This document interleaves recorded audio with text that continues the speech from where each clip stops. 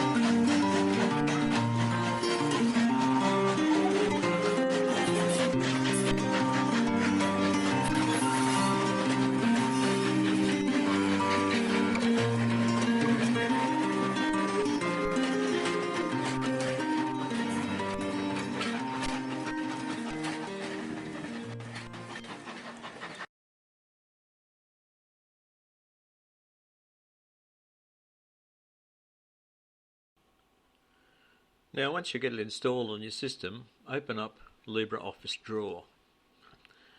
And the first thing we'll have to do is set up some parameters here. So go into Tools, and then down to Options, and then down to Libreoffice Draw here, and just click on the little arrow, and we'll get into the general settings here.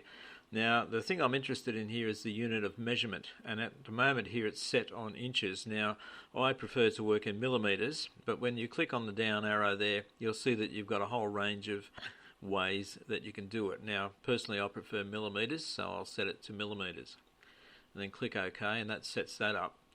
And for the purposes of this exercise, I think I would like to work in the landscape orientation rather than the portrait orientation that we've got here now with the page. So what we can do is go up to Format, Page, Slide Properties, and you see it's already set up here as an A4 page. And now this is something you need to look at depending on which part of the world you're in and what sort of paper you use, but you can set the paper to suit or whatever you use. I mean, the American folks I think use letter, but in Australia and probably England we use A4. So make sure it's set on the correct paper size, and I'll just change that to landscape and click OK. Now the other thing, folks, which is probably fairly handy, is to have a grid on the page. Now the grid won't print out, but we can have a grid on there to give us a bit of a hand with setting out the system. Now I can't actually see that there, so let's try that again. And display grid. There we go. Right, so there's our grid. Now if I enlarge that by pushing the plus button, enlarge the page, you can see how the grid comes with it in proportion to the zoom on the page. Okay, so now we're set up to start drawing. So we're right to go. So we might just start with the gable ends of the building and see how we go with that. So the first thing we need to do is draw a rectangle just to get it started. So we'll make it any old size there. Now the if you break the end of the building up into a rectangle and a triangle, we can build the rectangle first and then sit the triangle on top of it to give us that gable end. So the rectangle is 40 millimeters high and 37 millimeters wide. So what we do to get that exact size is to right click on the rectangle, go to position and size, select position and size, and you'll see here we've got the measurements for the width and the height. So we'll set the height to 40. Just move the cursor there. 40 millimeters high, and we'll change the width to, what was it, 37. Okay, 37, and that changes the rectangle accordingly.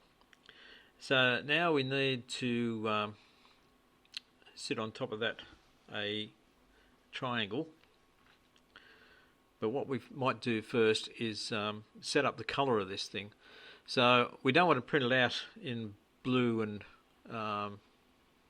any other colour for that matter, because it'll use a lot more ink. Printers won't print white, but they will print any other colour. So if we make the rectangle white, and we'll look at the colour here for the line, we'll make that black, and we'll set the line to a little bit thicker than we have here at the moment. Let's see what's going on here. Here we are. We'll make it at least 1 point, just to see what that looks like. Yeah, that's fine. Okay, so we'll get our line set up and our colour set up. So now we need to do a triangle to sit on top of this little rectangle. So we'll just move the rectangle to about there for the moment. Now we get a triangle shape from the side here, and we want an isosceles triangle. So we'll come out and get a rough idea of what it's like there. Okay, now from my measurements I've calculated that obviously it'll be the same width as this rectangle, and it will be 18 millimeters high. So we just go into position and size again, and we'll set it to 37 millimeters wide. Whoops. And the height to 18. So we'll come down to 18 and click OK. And we'll just drag that down near its neighbour there, like so. Now, to join these two parts together, what we'll do is first of all select the rectangle, then hold the shift key, then left click on the triangle, then release the shift key, and then on the right click. You see we've got a menu here, and we'll look at alignment, and we'll have, first of all, we'll center them together, and you can see how it's brought the pyramid across the top of the rectangle there. We'll right click again and do the alignment for the center vertical. No, that won't work. We'll have to arrange it by ourselves. We'll just bring that down to sit on top, oops, of the rectangle. Now I might just zoom in using the plus button, folks, so we can have a better look at that and make sure it's sitting exactly on the top there, which it is. Now we'll do the same thing with the color again. We'll turn the triangle to white, and we'll choose the line as 1 point, and we'll make it black. Okay, now that's a pretty important fundamental shape, and we don't want that to get changed in any way. So we'll go up to Edit and select All, and then right click on the selected box, and down here we'll click on Group. Now what that does is it joins these two parts together. So if I click on it now, they will just move together as one. So that's, in effect, that's one piece. Right now, folks, we've got to stick a doorway in one of these ends here. So we'll make up a little doorway to go in there, and again it's just the same process as we've seen before. The doorway is actually 11mm by 26mm, so we'll do the same old process again. Come down to 11 and 26mm, and that will give us our doorway. So we'll click OK. Now the tricky part now is to place this doorway at the correct height within one of the gable ends. So first of all, let's stick it in to the gable end, and we'll get it in the center of the end, and we'll use the same process as before with the alignment, where this doorway is now selected. So we'll hold the Shift key and we'll select the rest of the part, and then we'll right click on alignment, and we'll do it centered. So the doorway is in the center of the building, but now we need to get it down towards the base of the building, and I'm thinking that I'll have it sitting open-ended on the base of the building. So the base of the building is 2mm thick card, so I need to get this down to just 2mm off the bottom of the building there. So what I'll do is create another rectangle that's only 2mm high. And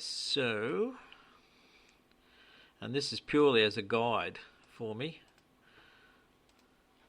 And I'll zoom in a bit more again, just so we can see more accurately what we're doing. I'll just zoom up a bit more. Now, we'll take this up to the bottom of the building, just about there. That's good. Okay, now we'll bring this other one, the doorway, down because it's already centered to there. Bring that down to there, and now we'll get rid of our guide there. I'll just delete that now. And then we go through the same process with this again to change the color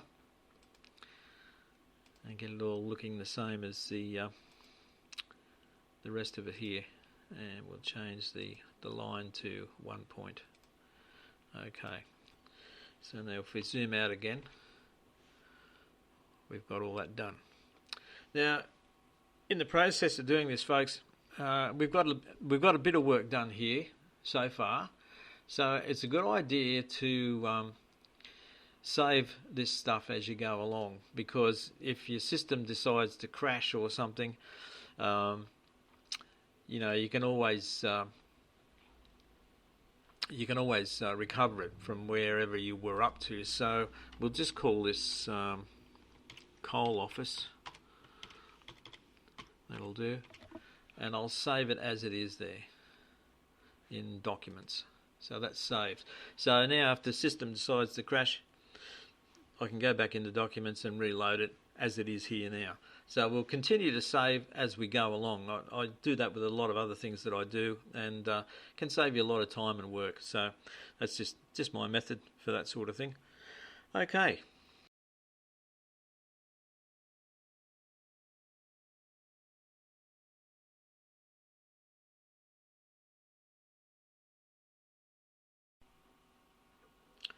Right, so we've done the frames for the windows, and they're tiny, as I mentioned, but it'll take some careful cutting out, but I think it'll be worth the effort. And we've also got a couple of signs also made up now. So what remains now is to make up a couple of doors, I would imagine, and possibly some strips to go around the bottom of the building. Some decoration for the outer part of the windows, like lintels and so on, but all that sort of thing can be created as needed.